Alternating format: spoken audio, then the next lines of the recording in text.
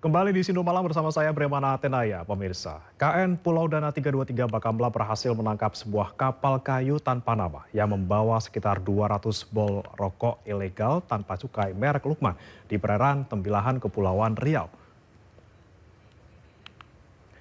Penangkapan ini merupakan hasil operasi gabungan antara tim Satgas Bakamla RI dan tim Satgas Cendana Bais TNI yang menindaklanjuti program ataupun laporan masyarakat mengenai maraknya peredaran rokok ilegal di wilayah Kepulauan Riau.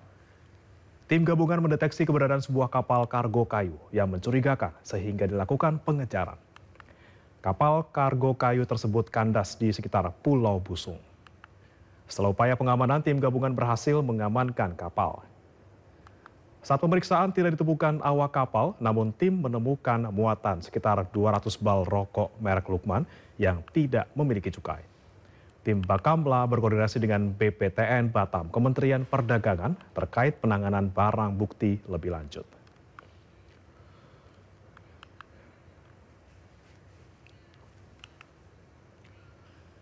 Kelompok kriminal bersenjata membakar gedung SMP Agan Dugume di Kabupaten Puncak, Provinsi Papua Tengah. Aksi pembakaran gedung sekolah yang terjadi kemarin Jumat diduga dilakukan oleh kelompok kriminal bersenjata Puncak, yakni KKB Tenius Kelua, KKB Kalenak Murid, dan KKB Lekagak Kelengget. Tidak ditemukan korban jiwa dalam peristiwa ini. Selain itu, bangunan sekolah SMP Agan Dugume hangus terbakar, meski status bangunan tersebut terbengkalai. Kini Satgas Ops Damai Kartens 2025 tengah melakukan pengejaran terhadap KKB serta meningkatkan pengamanan guna mencegah kejadian serupa terulang.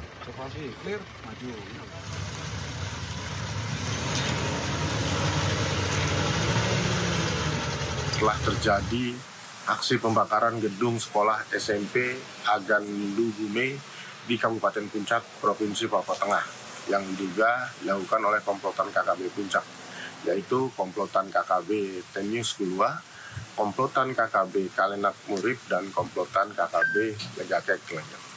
Dapat kami sampaikan bahwa dari kejadian ini tidak ditemukan adanya korban jiwa. Untuk bangunan sekolah SMP tersebut diketahui telah hangus terbakar dan status bangunan tersebut terbengkalai serta tidak ada aktivitas belajar. Informasi berikutnya, pemirsa, Partai Gerindra merayakan ulang tahun ke-17 di Sentul City International Convention Center atau SICC. Presiden Prabowo hadir bersama sejumlah tokoh-tokoh nasional. Partai Gerindra merayakan HUT ke-17 hari ini di Sentul City International Convention Center atau SICC. Sejumlah Menteri Kabinet Merah Putih dan Ketua Umum Partai Politik hadir di Sentul. Presiden RI sekaligus Ketua Umum Partai Gerindra Prabowo Subianto juga hadir di acara ini bersama wakilnya Gibran Rakabuming Raka. Sejumlah tokoh juga hadir seperti Presiden ke-7 RI Joko Widodo dan mantan Wakil Presiden Tri Sutrisno dan Yusuf Kala.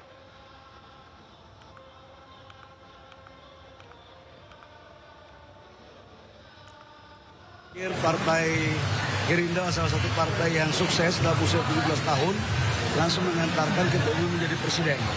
Dan tidak hanya itu, presidennya dan Ketua Umum mempunyai tingkat kepercayaan publiknya 80% lebih.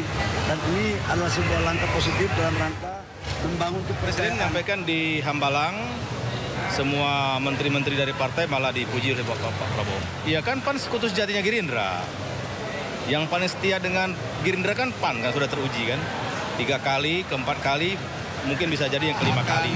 Bisa semakin maju dan sukses, dan Partai Keadilan Sejahtera siap untuk bersinergi dan berkolaborasi membangun Indonesia ke depan yang lebih baik. Tentunya dengan koalisi Indonesia Maju, termasuk kami Partai Demokrat, untuk terus mengawal demokrasi dan pembangunan bangsa ke depan. Jadi saya sekali lagi mengucapkan selamat kepada Partai Gerindra, kepada para sahabat, kader-kader utama yang juga selama ini bersama-sama berjuang di lapangan. Tidak ada secara khusus ya, tentunya dengan kehadiran kami, doa dan support yang penuh karena kami ingin benar-benar menyukseskan pemerintahan Presiden Prabowo Subianto.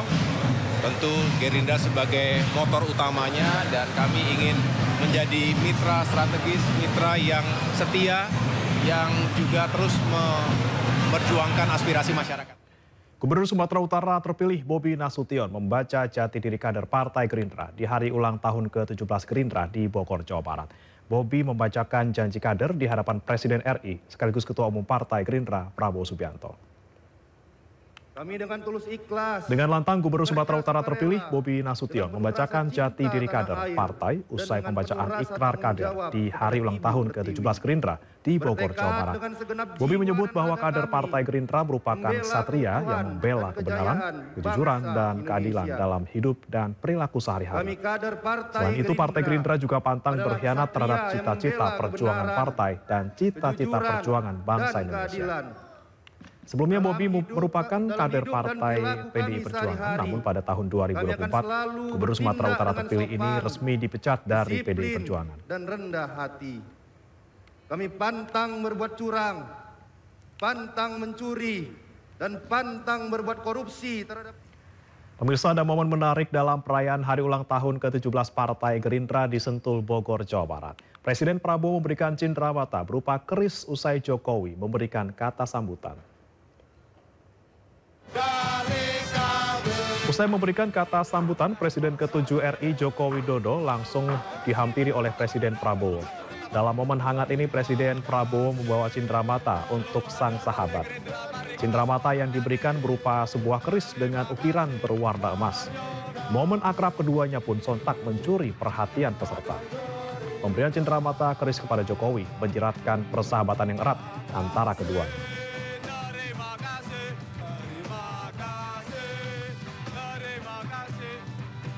Saya katakan di sini, kita berhasil karena kita didukung oleh Presiden ke-7.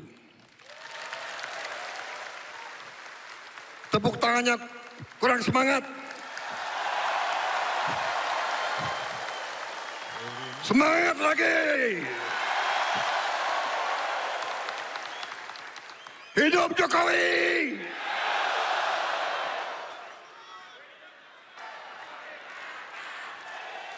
Terima kasih, terima kasih, terima kasih, terima kasih, Pak Jokowi, Pak Jokowi. Terima kasih, terima kasih, terima kasih, terima kasih, Pak Jokowi.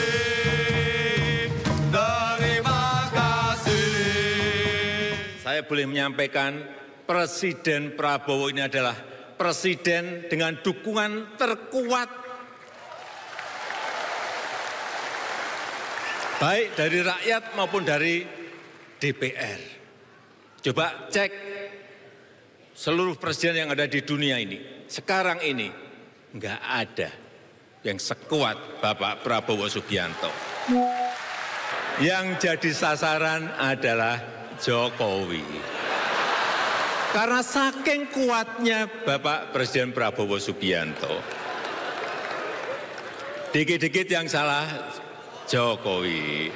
Dikit-dikit yang salah Jokowi. Dikit-dikit yang salah Jokowi. Coba sekali-sekali nyalain Pak Prabowo.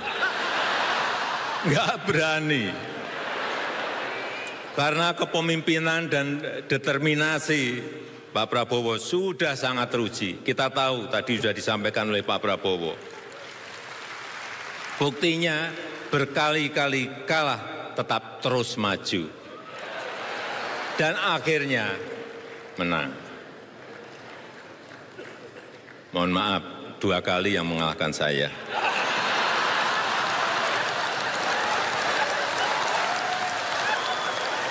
Dengan kekuatan approval rating dan dukungan politik tadi, saya meyakini di bawah kepemimpinan Pak Prabowo, satu persatu nanti program-program yang sudah direncanakan akan bisa terrealisasi dengan baik.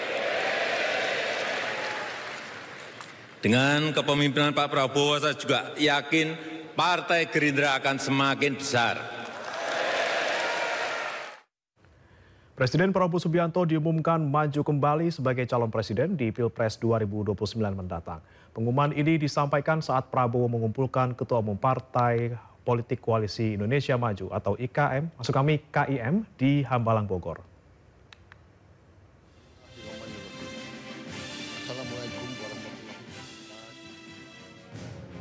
Sementara itu baru 3 bulan lebih jadi presiden, Prabowo Subianto kembali didukung oleh partainya Gerindra untuk mencalonkan diri sebagai presiden tahun 2029 mendatang.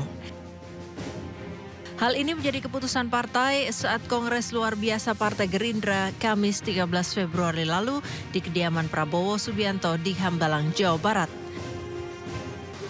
Kongres meminta kepada beliau agar Partai Gerindra dalam Pilpres 2029 bersedia dicalonkan sebagai calon presiden dari Partai Gerindra untuk periode kedua.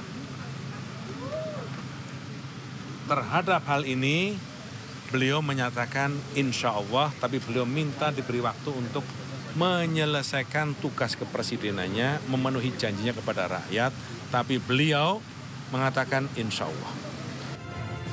Sebelum resmi jadi presiden di tahun 2024, Prabowo pernah mencalonkan diri menjadi presiden di tahun 2014 dan 2019, namun tak sampai menduduki jabatan presiden. Barulah di tahun 2024, Prabowo berhasil memenangkan pemilu saat memenangkan kontestasi melawan Ganjar Pranowo dan Anies Baswedan. Dari Jakarta, Tim Liputan iNews melaporkan. Registrasi pelantikan dan pemeriksaan kesehatan kepala daerah dan wakil kepala daerah terpilih yang rencananya digelar hari ini ditunda. Kementerian Dalam Negeri mengumumkan penundaan pelaksanaan cek kesehatan terhadap 481 kepala daerah yang dijadwalkan berlangsung Sabtu dan Minggu. Wamendagri Bima Arya menjelaskan penundaan dilakukan karena alasan teknis. Banyak kepala daerah yang wakilnya berhalangan. Penundaan tersebut juga tercantum dalam surat radiogram Kemendagri yang menyatakan akan dilaksanakan pada Minggu besok dan Senin lusa. Tempat pemeriksaan kesehatan tetap di Gedung C dan F, lantai 3 Kementerian Dalam Negeri.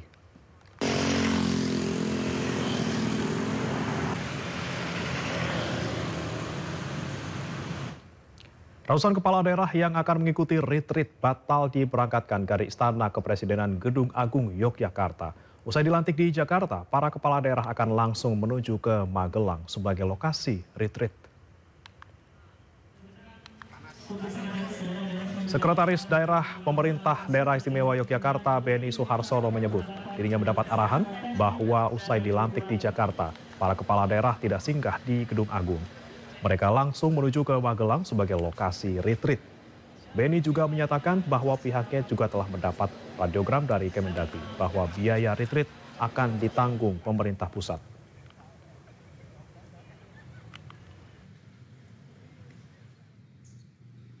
Rencananya kan titik kumpulnya di Gedung-Gedung. Saya sudah melapor ke Pak Agung, mengatakan ya disiapkan. Kami siapkan dengan stakeholder yang ada. Kemarin dapat arahan akan langsung dari Jakarta ke Magelang ya, Magelang. Makanya di situ bunyi suratnya tanggal 20 sudah bisa dimulai ajudan merapat ke sana. Sehingga itu pergeseran dari Jakarta langsung ke Magelang. Nah, saya nggak tahu apakah dari Jakarta mau pesawat khusus itu atau naik kereta terus lalu diantar ke sana atau memang lewat darat dimobilisasi langsung menuju ke Magelang. Kami yang belum tahu, tapi perintahnya dari Jakarta langsung ke Magelang.